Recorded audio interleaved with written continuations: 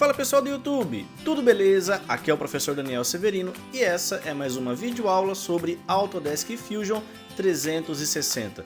Pessoal, dando continuidade ao nosso curso, hoje eu vou explicar o comando Hole, que é o comando para furação. Eu tenho esse modelo 3D já preparado e a gente vai utilizar duas técnicas. A primeira utilizando referência ou superfície e depois a utilização de um esboço, ok? Bom, vamos direto ao assunto. Dentro do grupo Model eu vou encontrar o nosso grupo de ferramentas chamada Create. E dentro desse grupo eu vou encontrar o comando Hole. Ele tem a letra H como atalho de teclado. Caso você pressione a tecla H no seu computador, ele já vai habilitar o comando automaticamente. Uma vez que você habilita, ele vai trazer um grupo de ferramentas, ou seja, uma janela de configuração chamada Hole. E aqui eu vou encontrar a opção de seleção de face. Notem que o botão já veio selecionado no tom de azul. E esse primeiro exercício eu vou referenciar a um furo exatamente nessa estrutura, ok? O método, nesse caso, seria a opção chamada At Point Single Hole, que seria somente um furo, beleza? Do lado eu vou encontrar o From Sketch ou Multiple Holes, ou seja, vários furos. Nesse caso, como eu não tenho nenhum esboço desenhado, eu vou permanecer com a configuração atual. Eu vou selecionar então esta face frontal. E uma vez que eu clico, notem que o software já identificou o item de referência, que é At Point Single Hole, somente um furo pela superfície. Dentro do meu 3D, ele representou aqui um furo, porém com proporções fora de estrutura. Se eu pegar esse furo e descer ele aqui na referência, ó, notem que ele está totalmente solto. Eu ainda tenho duas opções: utilizar a referência tanto em X e Y ou qualquer outro eixo que você utilize, ou movimentando esse furo, e toda vez que ele encontrar ou um midpoint ou um centro pelo comando Fillet ou outras referências de esboço como o círculo, ele vai permitir que você coloque exatamente no 0, 0. Bom, o item de referência funciona assim: eu habilito o comando de referência, seleciono uma linha ou uma superfície, ok? Eu vou selecionar a linha base. E a partir dessa base eu vou preencher uma distância. Nesse caso eu vou preencher com 50 milímetros, ok? Então dessa linha até a minha estrutura, 50 milímetros. A outra referência, referência 2, eu seleciono uma aresta ou face lateral. Nesse caso eu vou pegar uma linha inclinada ou ponto central e colocar a referência dimensional. Automaticamente ele vai grudar nesses pontos que eu estou trabalhando. Mas, novamente, não é necessário você preencher essas dimensões. Eu vou cancelar as duas seleções, movimentar aqui e notem que no modelo 3D é apresentado dois pontos. Um ponto central a essa superfície, ou seja, o meio desse plano, e um ponto exatamente no centro desse arredondamento na parte superior. Bom, esta é somente a primeira parte do comando, a posição do furo. Bom, o próximo passo seria configurar o tipo de furação e quais são as distâncias que ele vai utilizar. Nesse caso, a opção de Shape Settings ele está com o item de Extend por distância e ele vai habilitar um item de profundidade.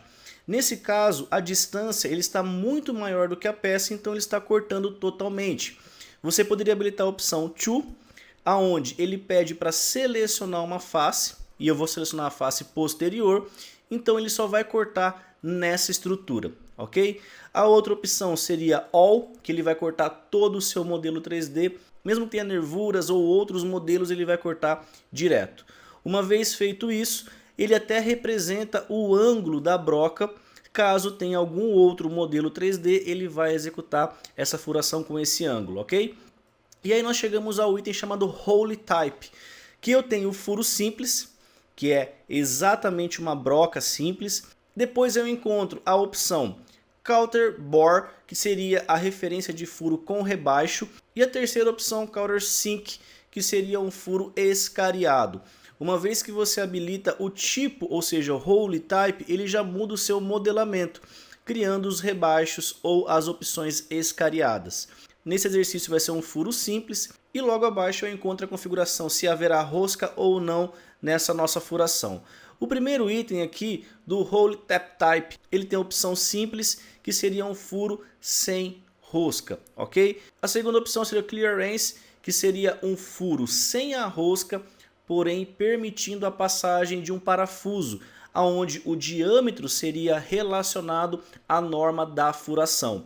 E a terceira opção, o Taped, que é para rosca.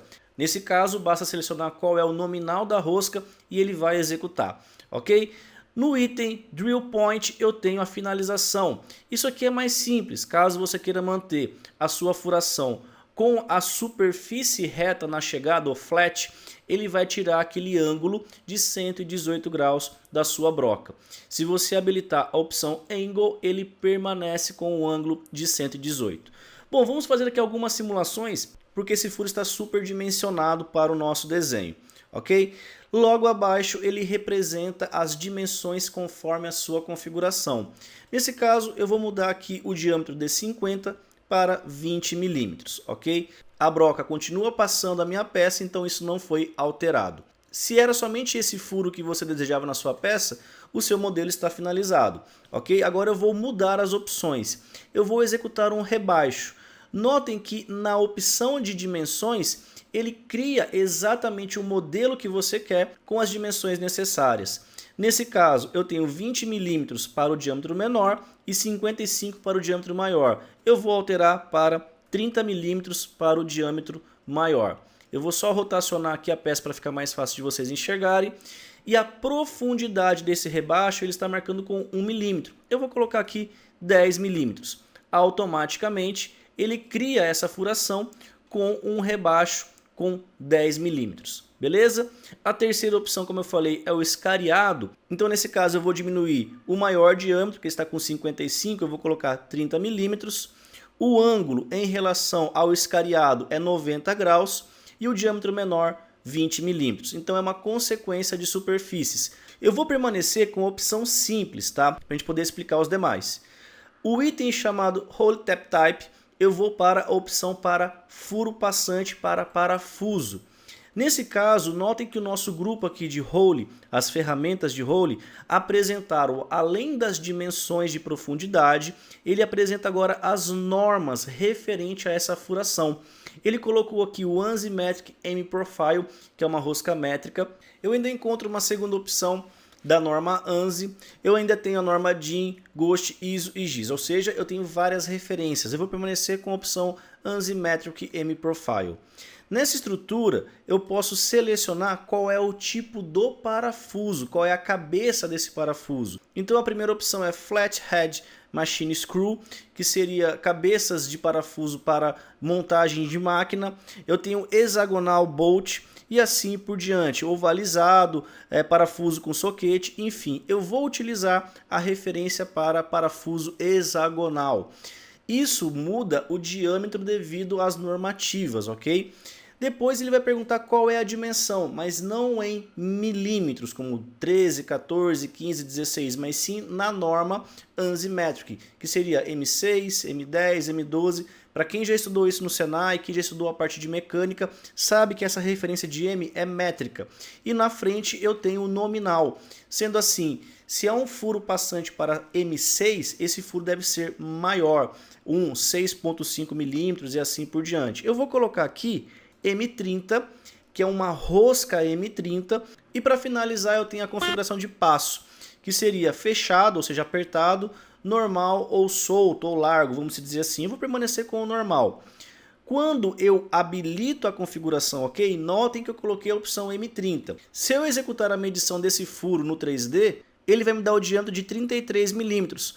Ou seja, ele colocou 3 milímetros de folga para que o parafuso M30 passasse sem ficar raspando na peça, ok? Eu vou dar o Ctrl Z, eu vou executar novamente o comando Hole, vou selecionar essa superfície e a furação vai ficar no ponto central novamente. Nesse segundo exemplo eu vou colocar uma furação com rosca.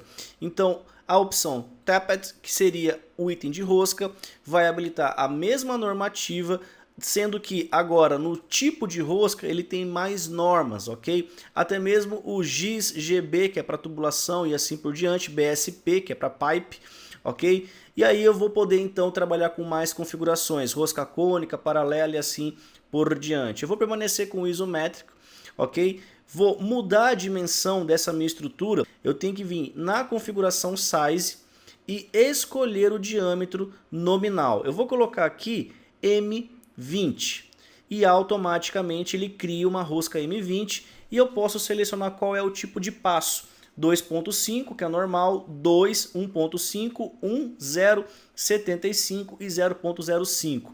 Você vai escolher qual é a configuração de passo, ou por catálogo, ou pelo mercado que você consegue encontrar, ou pela especificação do seu projeto. Não vou entrar em detalhes no cálculo em relação a passe, mas você pode alterar se for necessário. A classe 6H não tem nenhuma segunda opção. E qual é o tipo de rosca? Right hand ou left hand, ou mão esquerda ou mão direita, a forma que essa rosca vai ser aplicada. Uma vez que você configura e habilita o botão OK, automaticamente ele cria uma rosca M20 na sua peça, ok? E isso vai ser levado para o detalhamento 2D com as normativas e as referências de rosca. Bom, essa é a primeira opção. Então fizemos lá as referências de furo simples, rebaixado e assim por diante. Eu vou executar agora a segunda função, que é por ponto, mas essa função necessita de esboço. Eu vou habilitar então o comando de esboço em cima dessa base e com um comando chamado point, dentro do grupo de sketch eu vou referenciar algumas distâncias em minha peça e selecionar a minha estrutura, ok? Você pode colocar cotas, pode referenciar paralelo e assim por diante. Ó, 20 milímetros, eu posso puxar uma segunda cota na minha lateral e eu vou configurando conforme a estrutura. Para a gente não perder tempo, a gente ganhar em relação ao modelo 3D, eu vou finalizar esse esboço. Novamente, eu recomendo que você coloque as dimensões para não perder a estrutura. E aí sim, no grupo Create, eu vou habilitar o comando Role. Dessa vez, eu vou selecionar a face da base. Só que ao invés de selecionar o At Point Single Hole, eu vou utilizar From Sketch Multiple Hole, ou seja, vários furos. Dessa vez, agora sim, eu clico em cada ponto do meu esboço 2D. E aí sim, ele cria para mim a furação exatamente nos pontos que eu desenhei. Eu vou simplificar, vou tirar a rosca, colocar um furo simples, eu vou selecionar passante, ou seja, All, ele vai cortar todas as peças. E aqui em relação ao ângulo não é necessário, ok? Se você diminuir essa sua estrutura, minha base aqui deve ter 15 milímetros. Se eu colocar 7 milímetros, mesmo tendo a inclinação, esse item vai ser colocado aqui, ó, com um ângulo 7 milímetros dessa linha inferior até a linha superior do esboço. Beleza? É uma forma mais direta, mais simples. E aí fica mais fácil de você controlar as posições. Confirmando com OK, esses furos são executados, ficando mais prático o seu exercício. Beleza, pessoal? Então é isso aí. É um comando de suma importância e eu creio que vai ajudar em muito nos seus projetos, tanto mecânicos, tanto na montagem de design e criação de modelos, até mesmo posicionamento de eixo e referências. Recados dessa videoaula, pessoal. Se você gostou, clica aí no gostei, curta e principalmente compartilhem, pessoal, para que mais e mais pessoas possam aprender a trabalhar com o Fusion 360 gratuitamente. Quero deixar meu forte abraço, o meu muito obrigado e como sempre, fui!